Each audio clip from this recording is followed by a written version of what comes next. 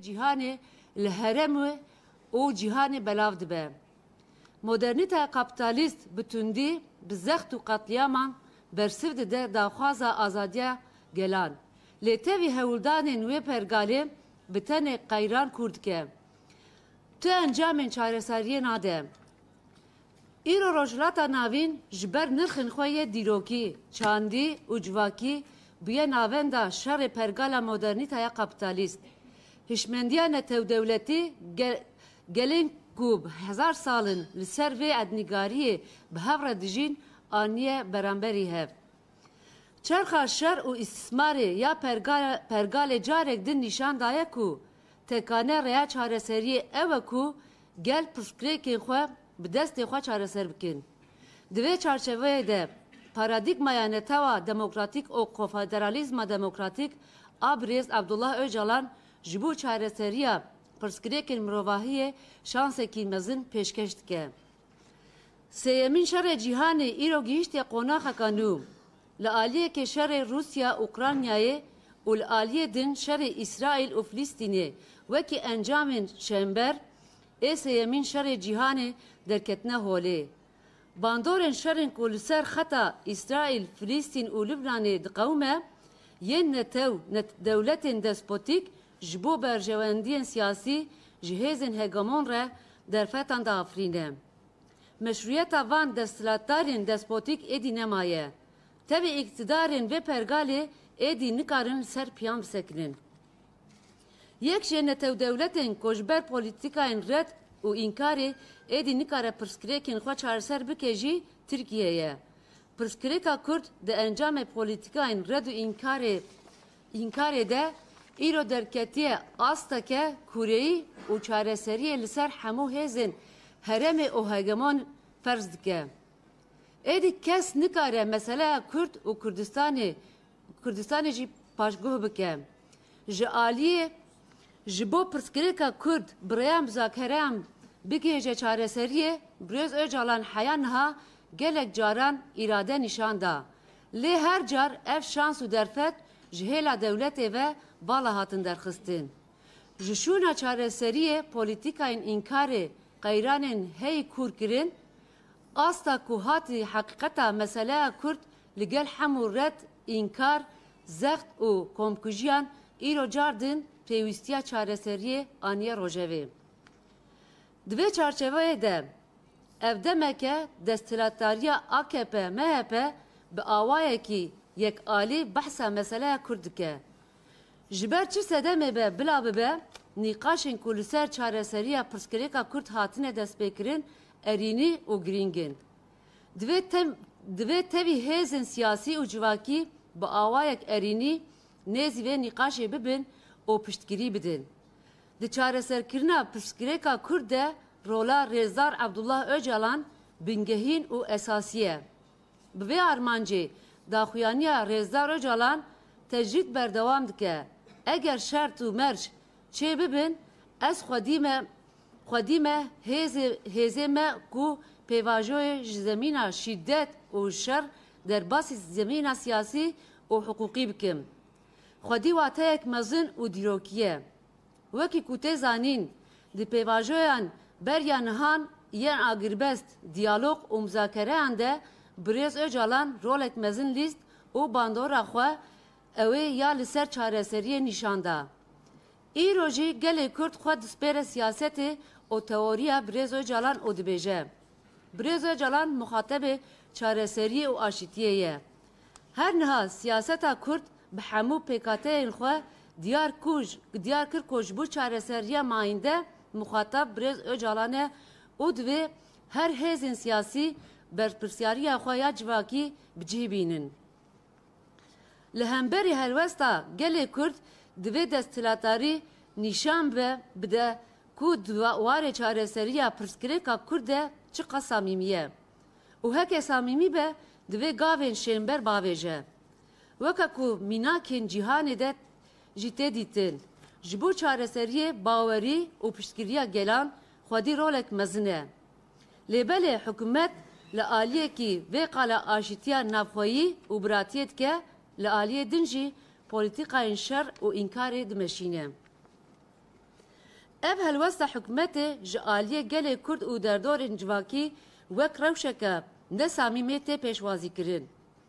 Li aliyekî êrişî hemû perçeyên Kurdistanê dike, li aliyê din bi polîtîkayên qeyûman, bi polîtîkayên red, înkar û îmhayê îradeya gelê Kurd tune hesab dike. Bi van pratîkan hikûmet ne dikare gelê Kurd û ne jî dikare civaka Tirkiyeyê îkna bike. Bi înkarkirina îradeya gelê Kurd çareserî pêk nayê. Divê neyê ji bîrkirin ku gelê Kurd jî bilî hemberî van polîtîkayan tu caran serî natewîne. Ji ber vê yekê divê desthilatdarî demildest ji van polîtîkayên qewm û şîddetê berde. Em baş dizanin ku qeyranên civakî, siyasî û aboriyên bi polîtîkayên ewlekariyê wê teqez dawî li desthilatdariyê bîne. Îro gelê Kurd û gelên Tirkiyeyê li bendêne ku desthilatdariya AKP, MHP li ser nîqaşên pirsgirêka Kurd samîmî û zelal be. Rêya vê yekê jî ev e ku hikûmet li gorî destûra bingehîn û normên hukûkî yên gerdûnî tecrîda îmraliyê rake şert û mercên tenduristî, ewlekarî û azadiyê yên Birêz Öcalan misoger bike. Her wiha divê derfet bên avakirin ku Birêz Öcalan ji çareseriya demokratîk bikeve nav li vî tevgerê. Li ser vê esasê bi armanca pêşxistina rê û rêbazên çareseriya demokratîk em ê di hevdê mijdarê de li êlhê mîtîngek li dar bixin. Li hemberî siyaseta qeyûman, li hemberî pergala ku aşîtî û demokrasiyê dîl digire, li hemberî polîtîkayên monîst roj roja mezinkirina tekoşîna azadiyê ye. Bi vê mabestê em tev jin, ciwan, ketkar û gelên bindest vedixwînin mîtînga demokrasî û azadiyê. Werin em bi hev re li dijî vê zilmê dengê xwe bilind bikin û tekoşîna azadiyê geş bikin.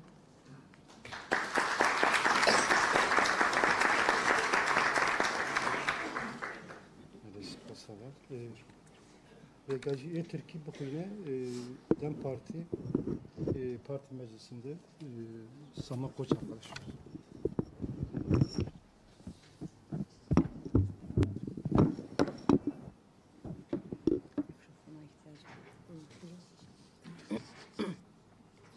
Demokrasi ve özgürlük mitingine çağrı. Kapitalist modernite sisteminin yarattığı kriz ve kaoslar Orta Doğu başta olmak üzere dünyanın dört bir yanına yayılmıştır. Sistemin şiddet ve sömürü çarkı toplum kırım, eko kırım ve kadın kırım düzeyine vararak yaşamı çekilmez hale getirmiştir. Kurum ve kurullarıyla iflası kesinleşen sistem, insanlığın devasa boyutlara ulaşan sorunlarına çözüm bulmak bir yana, kendi iç krizlerini dahi yönetmekte aciz bir noktaya gelmiştir. Sistemin yapısal krizlerinin 3. Dünya Savaşı olarak bölgemize ve dünyaya yayıldığı net bir şekilde açığa çıkmıştır. Halkların özgürlük, demokrasi ve hak mücadelesini baskı, şiddet ve katliamlarla cevap veren kapitalist modernite güçlerinin krizi aşmaya yönelik her hamlesi sorunları daha da derinleştirmekten öte sonuç vermemektedir.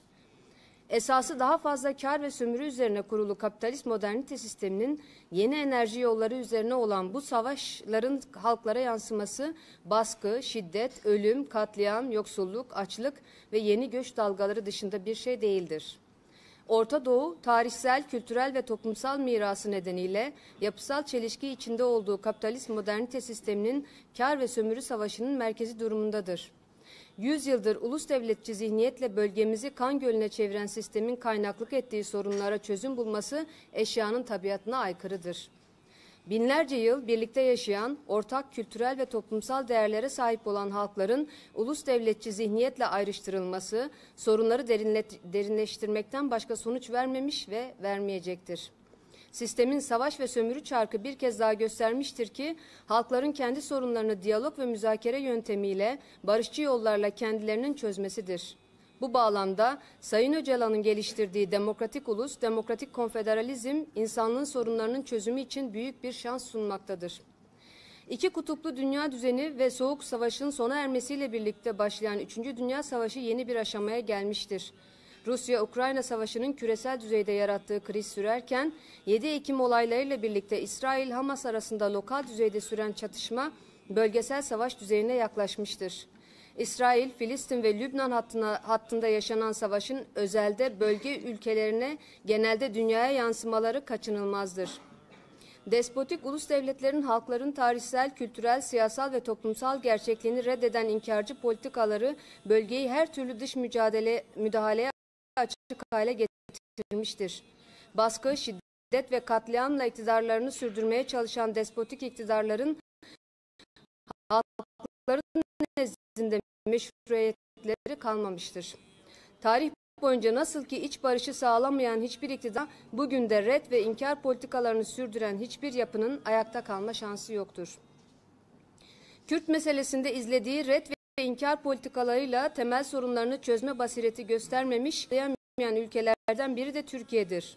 Coğrafyamızın tarihsel, kültürel, toplumsal ve siyasal gerçekliğini görmezden gelen politikalar, 50 yıldır da kesintisiz bir çatışma durumunun temel nedenidir.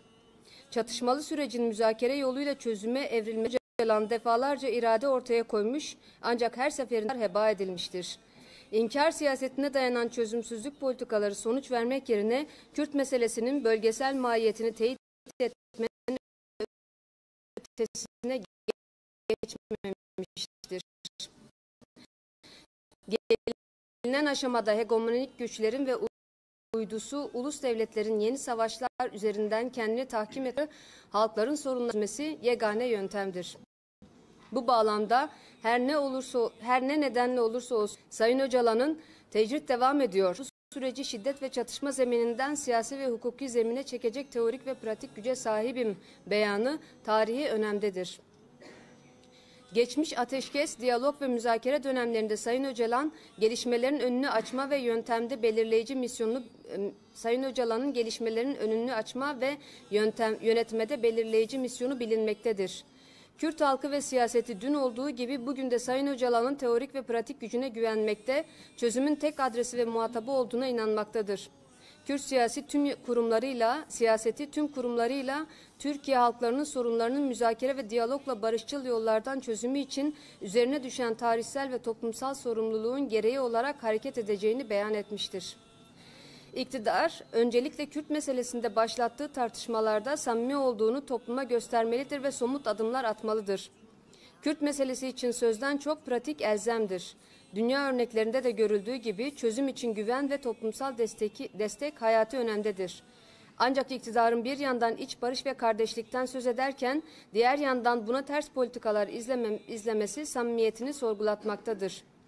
Dışarıda Kürtlerin bulunduğu her alana saldırmak, içeride kayyum politikaları yürütmek çözüm emaresi değil, aksine 100 yıllık red ve inkar politikalarının devamında ısrardır. İktidar bu söylem ve pratik çelişkileriyle ne Kürt halkını ne Türkiye toplumunu inandırabilir, ne de kendi iktidarı için murat ettiği sonuçları alabilir. Kayyum gaspıyla Kürt halkının iradesini yok saymakla çözüm olmaz, Kürt halkı da bu saldırılar karşısında dün olduğu gibi bugün de boyun eğmez. İktidar bir an önce bu kayyum gaspı ve şiddet politikalarından vazgeçmelidir. Bu siyaset içeride sorunların derinleşmesi, dışarıda tavizkar politikaların sürdürülmesi anlamına gelir. Bu da iktidarın son 10 yıldır izlediği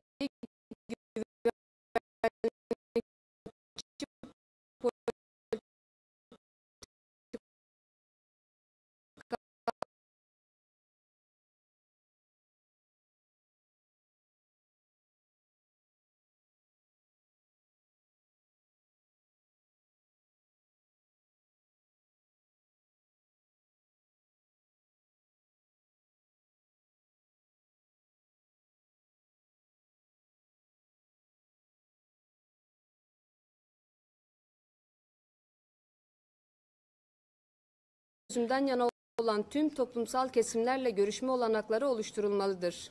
Bu temelde Türkiye'de barıştan, demokrasiden ve kardeşlikten yana olan herkesi bu kayyımcı ve tekçi politikalar karşısında ortak mücadeleyi büyütmeye çağırıyoruz. Batman'da 17 Kasım'da yapacağımız demokrasi ve özgürlük mitingine tüm halkları, kadınları, gençleri, emekçileri ve ezilenleri mitingimize katılmaya ve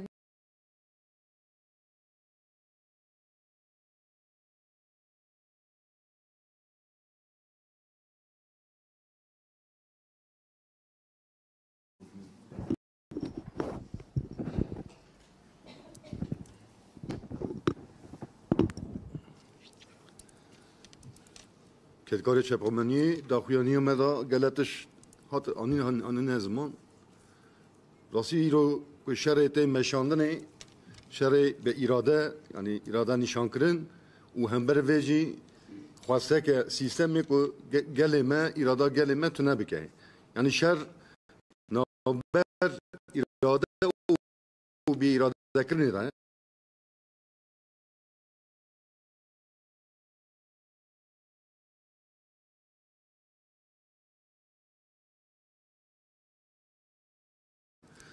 teoriya ve devleti, bingeh ve devleti, ideolojiya ve devleti ki emden yerin, vi 3 salı da her rebazda peşiya xwe lebele tu çaran nedit nokta ku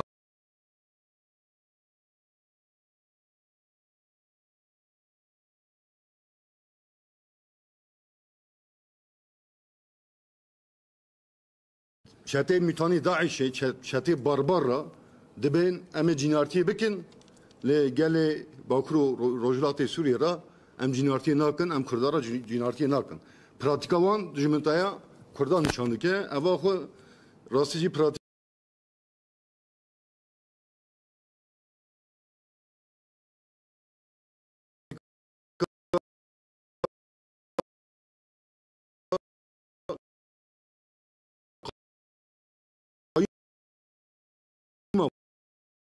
başı.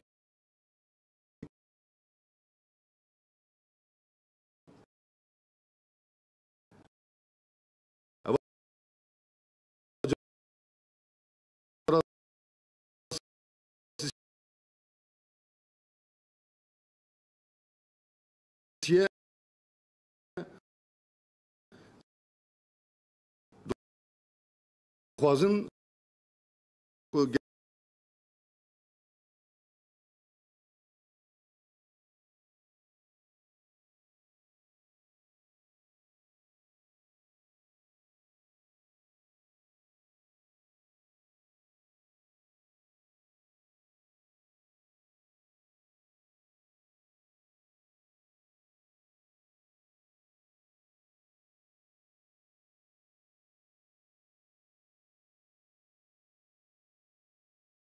Kürt çanda gelê Kürt tune bikin ji ber wê yekê jî hember faşîzmiyan dibêjin ji bo demokrasiyê hember koletiyê ji bo azadiyê hember bê îradekirinê ji bo îradê ku em biparêzin hevdê mehê em mîtînga Êlihê kom bibin careke din Tirkiye û cîhanê tevara bibine bersiveka Kürt gelek spas.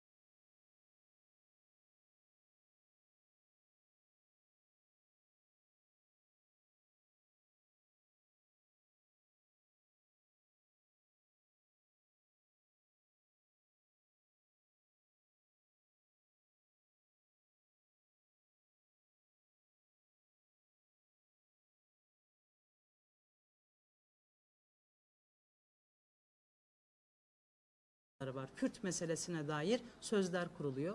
Görünen o ki aslında Kürt meselesiyle ilgili bir terazi kurulmuş. Terazinin her iki kefesinde de Cumhur İttifakı'nın liderleri var ve birbirlerini tartıyorlar. Bu tartmaya mütakip de aslında Türkiye'de özellikle de muhalefeti Kürtlerle yan yana gelme, Kürtlerin demokrasi taleplerinin, özgürlük taleplerinin kulak vermesine dönük aslında bir tehditle karşı karşıyayız. Bakın Kürt sorununa dair söylem kuran Cumhur İttifakı'nın bu ülkenin Cumhurbaşkanı'nın, AKP liderinin özellikle kabine toplantısından sonra yapmış olduğu açıklama Kürtlere yeniden soykırımı ifade eden bir açıklamadır. Seçilen belediye eş başkanlarımızla ilgiler söylemesi korkunçtur. Bu ülkenin görüp görebileceği en korkunç söylemlerden birisidir. Grup toplantısında Kürt kardeşlerine el uzattığını söyleyen Recep Tayyip Erdoğan, Kürt halkının ön seçimle en demokratik yöntem olan ön seçimle seçilmiş belediye eş başkanlarına yaptığı ithamı kendisine iade ediyoruz. Değil bizim belediye başkanlarımız, sizin atadığınız kayyumlar neydi belirsiz tiplerdir. Karşılığı olsaydı AKP iktidarının kayyum siyasetinin karşılığı olsaydı bugün Batman'da sizin. Ama Batman'la ilgili başka bir şey de var. Batman'da özellikle Kürt demokratik siyasetinin hayat bulduğu günden bugüne Kürt gençlerinin, Kürt kadınlarının, Kürt demokratik siyasetinin çok ciddi ivme kazandığı, Kürt halkına ivme kazandırdığı bir mücadele hattı olduğunu hepimiz biliyoruz. Geçmiş dönem İçişleri Bakanlığı'nın kendi itirafıdır aslında. Kürt halkına dair mücadele geleneğini, Kürt halkına dair direniş geleneğini değiştiremedikleri için yeni ittifaklarla yola devam edeceklerini, bu ittifaklarla da aslında hedeflenen Kürt halkının direnişi ve mücadelesi olduğuydu. Her birimiz tanıklık ettik. Genel seçimde de, yerel seçimlerde de. Batman'da başkalarına alan açmaya çalışıyorlar. Kürt halkının kazanımlarını, Kürt halkının düşmanı olan Hizbullah artıklarına peşkeş çekmeye çalışıyorlar. Şimdi 7 gündür halkımız ayakta, 7 gündür sokaklarda. Ne için? Hakkı için. Ne için? Demokrasi için. Ne için? Özgürlükler için. Sokakta olmaya da devam edeceğiz. Çünkü demokratik siyasete sonuna kadar kapılar açıldı diyen Cumhurbaşkanı Erdoğan'a söyleyeceğimiz net bir söz var. Belediyede kazandıklarımızın hepsi demokratik siyasetin gereğiydi. Genel siyasette kazandığımız her şey demokratik siyasetin gereğiydi. Ve mücadelemiz de aslında demokratik siyaseti büyütmek üzerine. Bu normallarında ve iç cepheyi güçlendirme tartışmalarında Kürtlerin yeri olmadığını ifade ettiniz. O zaman biz de şunu söyleyelim. Kürt sorunu ne derseniz deyin önünüze düştü, düşmeye de devam edecek. Bakın MHP Türkiye'de yıllardır siyasi parti. AKP'nin 22 yıllık ömrü var. Herkes kaçtı Kürt meselesinden. Çünkü herkes bastırmayı, herkes kırımı, herkes soykırımı reva gördü Kürt halkının mücadelesine. Kaçtığınız sorun bugün sizi değil Türkiye'de, Orta Doğu'da ve Avrupa'daki ilişkilerinizde de ne yazık ki bağlamış durumda. Orta Doğu'da, Türkiye'de, Avrupa'nın birçok yerinde Kürtler bir güç ve bu gücü görmeden hiç kimsenin siyaset yapmaya, siyasetini sürdürmeye gücü de koşulu da kalmadı. Bugün karşı karşıya olduğumuz şey bir normalleşme değil. Bugün karşı karşıya olduğumuz şey çökmekte olan Kürt kazanımlarını, Kürt halkının kazanımlarını yok etmeye çalışarak ayakta durma çabasıdır. Bakın Kürt halk önderi Sayın Öcalan'a yönelik Avrupa'da, Türkiye'de, Afrika'da, dünyanın birçok ülkesinde yürüyen bir özgürlük kampanyası. Avrupa'da herkesin tanıdığı, bütün ülkelerin, bütün dünyanın tanıdığı Nobel ödüllü yazarların özgürlük talebine karşı Türkiye tecridi yürütüyor. Bütün parlamenterlerin Sayın Öcalan'ın özgürlüğüne dair taleplerine karşı Türkiye tecridi yürütüyor. Özgürlük Sayın Öcalan'ın fikirlerinin bugün kapitalizm başta olmak üzere ülkelerin, ulus devletlerin yaşadığı krizlerde çözüm gücü olan görüşleri bugün İmralı'da bu iktidar tarafından tecrit ediliyor. Dolayısıyla biz de diyoruz ki bakın bu ülkede yaşanan doğa kırımı, bu ülkede yaşanan kadın kırımı, bu ülkede yaşanan göçler, bu ülkede yaşanan ekonomik kriz kim ne derse desin çözümsüz bıraktığınız Kürt meselesiyle çok yakından ilgili. Çünkü bu iktidarda iç siyasetini dizayn ederken de dış siyasetini dizayn ederken de Kürt sorunu baz alarak yapmak durumunda kalıyor ki bunun adı da şiddet, bunun adı da kırım. Dolayısıyla biz bu mitingimizde karşı, tecrit rejimine karşı Kürt halkının bugüne kadar yürütmüş olduğu mücadeleyi en yüksek sesle vereceğimiz, bütün demokrasi güçlerine davet edeceğimiz ve kayyumu, tecridi ortadan kaldıramayı hedeflediğimiz bir miting olarak tarif ediyoruz. Demokrasi ve özgürlük mitingini Batman'da gerçekleştireceğiz. Yaşanan bütün şiddet politikalarına karşı da en büyük öncülüğü yapan kadınların, kadın mücadelesinin, Jinjiyan Azadi felsefesimizin de aslında bu mitingde temel bir başlık olacağını da ifade etmek isterim. Ülkenin yürüttüğü şiddet politikalarına karşı çıkış yolunu sadece bizler değil, Demokratik Kurumlar Platformu olarak ifade ettik. Demokratik siyaset alanımızda DEM Parti'nin de, Demokratik Bölgeler Partisi'nin de, Tevger Ecinan Azad'ın da aslında her birimizin işaret ettiği şey, 13 Ekim mitinginde de işaret ettiğimiz şey, bu ülkenin tutunabileceği en büyük umut Sayın Öcalan'ın İmralı'da sergilemiş olduğu barış direnişidir. Sayın Öcalan'ın İmralı'da sergilemiş olduğu çözüm direniştir.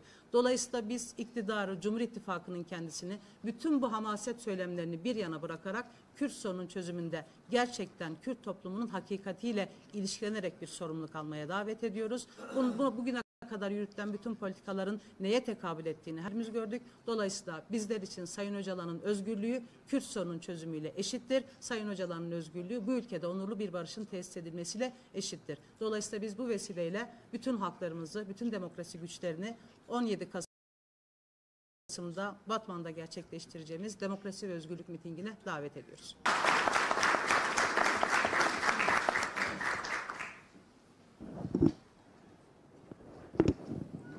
Bizler de Mevyeler adına gazçı, kayyumcu, tecrit